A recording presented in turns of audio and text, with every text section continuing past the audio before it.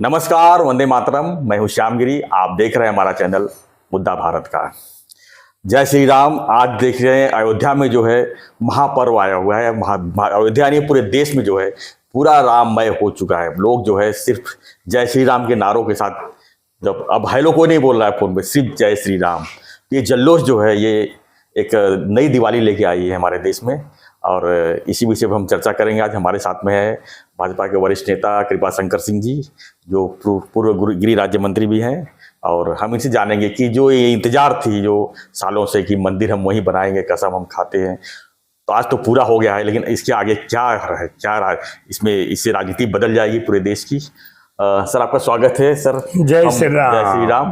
हम 22 तारीख का काफ़ी दिनों से इंतजार कर रहे थे। हम कई बार आपका इंटरव्यू लिए और सब यही कर रहे थे कि जल्दी 22 जनवरी आवे और प्रभु रामचंद्र जी का मंदिर का उद्घाटन हो और पूरा देश जो है आज राममय हुआ है।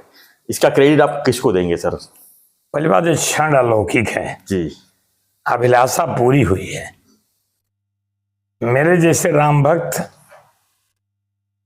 और देश में जितने राम भक्त हैं, उससे हटके पूरा देश राममय हो गया है। बिल्कुल।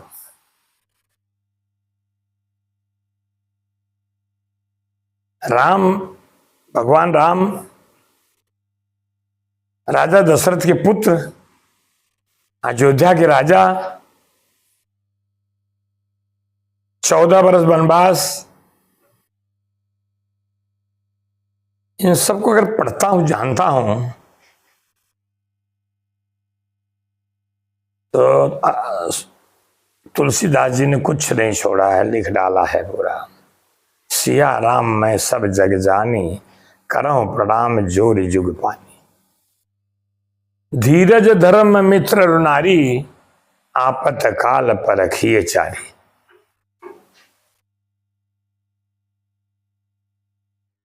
जैक्षण रघुवन जस करें, तैक्षण तैसन होए। यह रघुवर की प्रतीक्षा में करोड़ों करोड़ों राम भक्त रोते थे। आज भी खुशी के आंसू निकल रहे हैं। मेरी धर्म पत्नी तो राम के सिवा कुछ दिखाई नहीं पड़ता उनको। कब कहाँ उनसे मुझे बहुत सारी प्रेरणाएं मिली।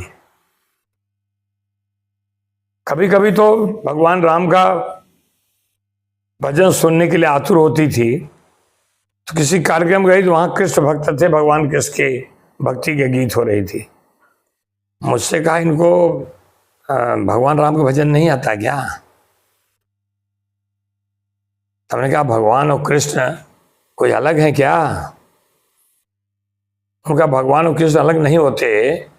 कि जो तुलसीदास जी मथुरा में पहुंचे, उन्होंने कहा कि मैं तो राम भक्त हूं, हम कृष्ण भगवान के दर्शन तो नहीं कर सकते ना, मैं तो राम के सिवा किसी को देखा नहीं। बोले, भगवान कृष्ण वही राम है, तो वही राम है तो बांसुरी रख के धनुष बाण उठावे। तब उस समय भगवान राम ने अपने जन के कारण कृष्ण बने रघुनाथ। तो क्रेडिट क्या बात है? क्रेडिट शब्द है ही नहीं। जो इसमें, मैं तो सर्वोच्च न्यायालय का जी न्यायपूर्ण प्रक्रिया को सबसे पहले साधुवाद देता हूं।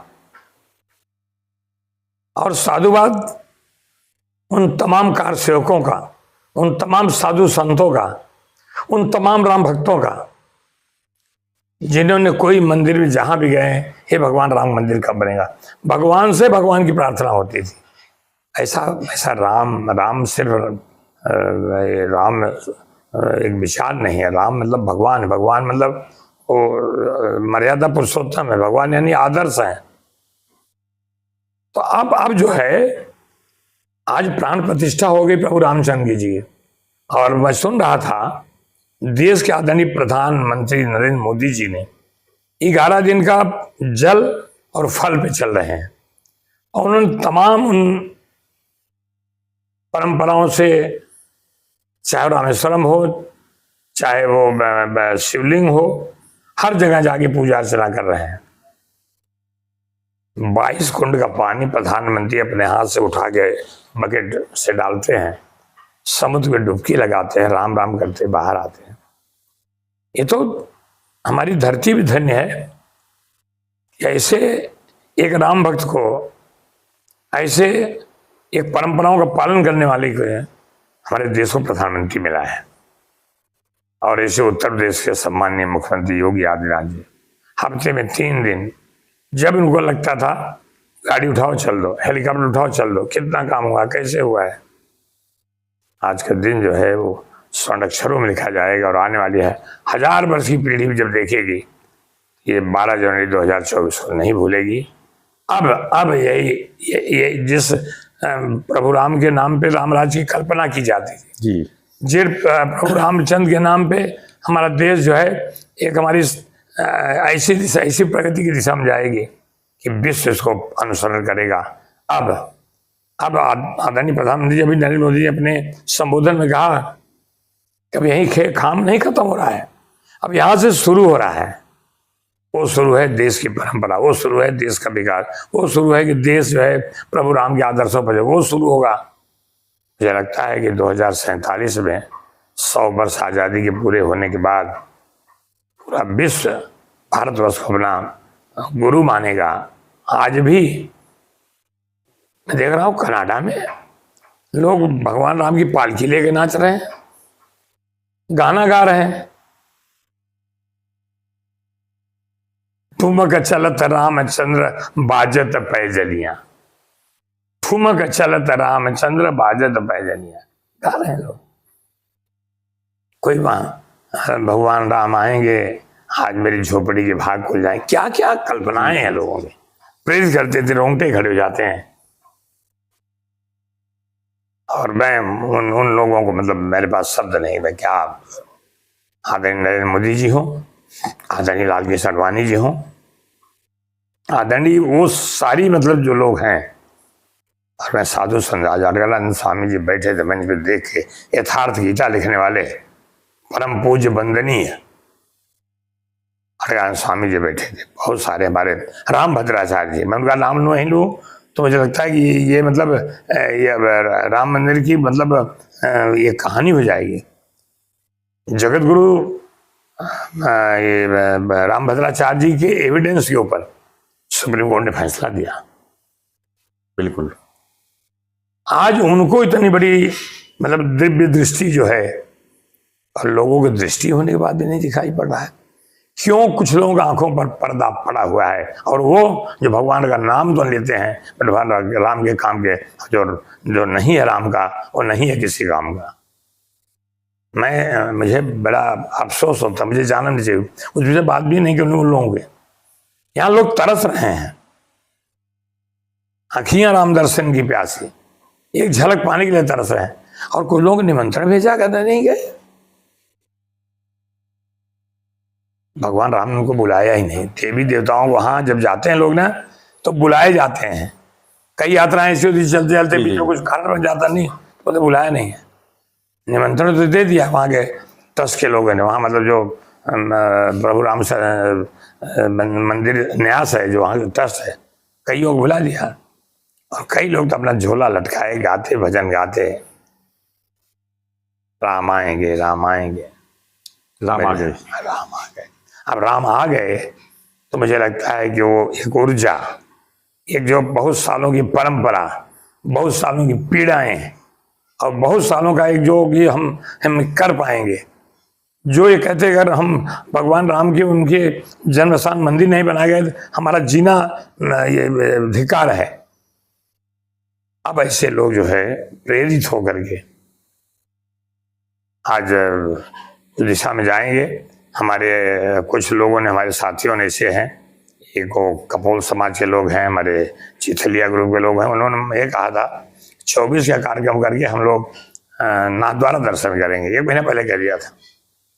आज इतने सारे कार्यक्रम, मुझे कई जगहों में जाना था, लेकिन आज प्रदेश भाजपा कार्यालय में कुछ आपको फुटेज भेजूंगा, आप देखिएगा। मैं कभी पता नहीं, मैं नाच रहा हूँ झंडा पूरा, मुझे खुद को मतलब नहीं हो रहा है। मैं कभी कार्यक्रम में से मेरे पैर और थिरकते नहीं हैं जी। आज मेरा पैर थिरक रहा है, मेरा मन थिरक रहा था। जब मेरा मन थिरक रहा था, हाथ पैर सब थिरक रहे थे। आपको नाचते हुए देखा हमने। हाँ, नाश्ता मतलब क्या क्या मैं कैसे कैसे प्रभु राम के आने के बाद हम कौन सा उत्साह, कौन सा खुशी जोश मैं प्रदर्शित कर पाऊँ वो मन से, मुझे कुछ पता नहीं। लेकिन आज भी मैं ये कहूँगा कि धन्य है वो सारे लोग जिन लोगों को प्रभु रामचंद्र ने ये काम सौंपा। ऐसे कोई करता उड़ता नहीं है। जी बिल्कुल। कोई कहते मंदिर मैंने बनोगे, तूने बनाया, वो भगवान ने बनवाया तुम्हारे हाथ से। वो कहा कि ये सीता राम चरण रथ बोले, अनुदिन बढ़ई अनुग्रह तोरे।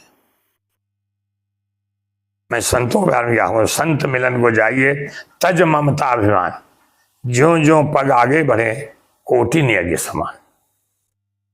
संत मिले तो यूं मिले, संत मिले तो हरि मिले, यूं सुख मिले न कोई। दर्शन से दुर्मत मिटे मन ते निर्मल होए।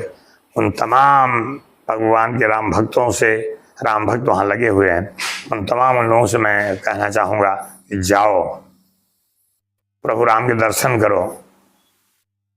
तुम्हारी आत्मा, तुम्हारा विचार, तुम्हारे कर्तव्य सब समझ आइए।